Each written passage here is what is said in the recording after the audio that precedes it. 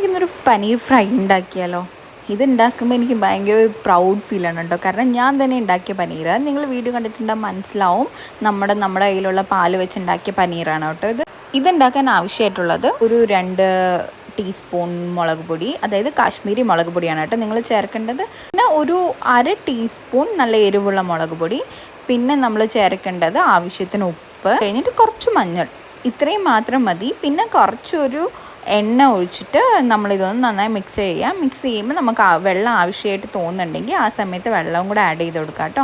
അപ്പോൾ ഇതെല്ലാം ഒന്ന് മിക്സ് ചെയ്തതിന് ശേഷം നമ്മളെടുത്ത് വെച്ചിരിക്കുന്ന പനീർ ഫുള്ളായിട്ടിട്ട് നന്നായിട്ടൊന്ന് മിക്സ് ചെയ്യാം. മിക്സ് ചെയ്യാൻ പറ്റുന്നില്ല കുറച്ചുകൂടെ വെള്ളം ഒന്ന് ആഡ് ചെയ്തിട്ട് മിക്സ് ചെയ്താൽ മതി.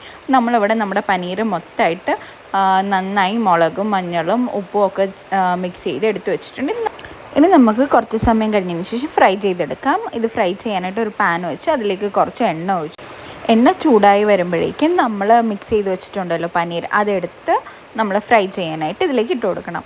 അപ്പം നമ്മളിതിന് ഓവർ ഓയിലിൻ്റെ ആവശ്യമൊന്നുമില്ല. കുറച്ചതൊന്ന് നന്നായി മൊരിഞ്ഞ് കിട്ടാൻ വേണ്ടിയിട്ടുള്ള ഓയിലിൻ്റെ ആവശ്യമുള്ളൂ.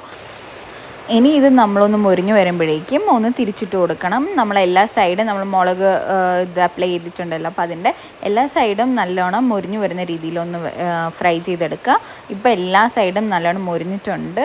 ഇത്രേ ഉള്ളൂ നമ്മുടെ പനീർ ഫ്രൈ എന്ന് പറയുന്നത്. ഇത് നമ്മൾ ചോറിൻ്റെ കൂടെയോ അല്ലെങ്കിൽ നമ്മളിപ്പോൾ കേർഡ് റൈസ് ഉണ്ടാക്കുന്ന അതിൻ്റെ കൂടെ അങ്ങനെയൊക്കെ എടുത്ത് കഴിക്കാനായിട്ട് നല്ലതായിരിക്കും. ഈ ചപ്പാത്തി ആണെങ്കിലും അതിൻ്റെ കൂടെ ഒരു സൈഡ് ഡിഷ് പോലെ വെച്ച് കഴിക്കാനും നല്ല ഈസിയാണ്. ഇത് നമ്മൾ വീട്ടിൽ തന്നെ ഉണ്ടാക്കുന്ന അത്രയും സോഫ്റ്റായിട്ടാണ് പനീർ നമുക്ക് കിട്ടിയിരിക്കുന്നത്.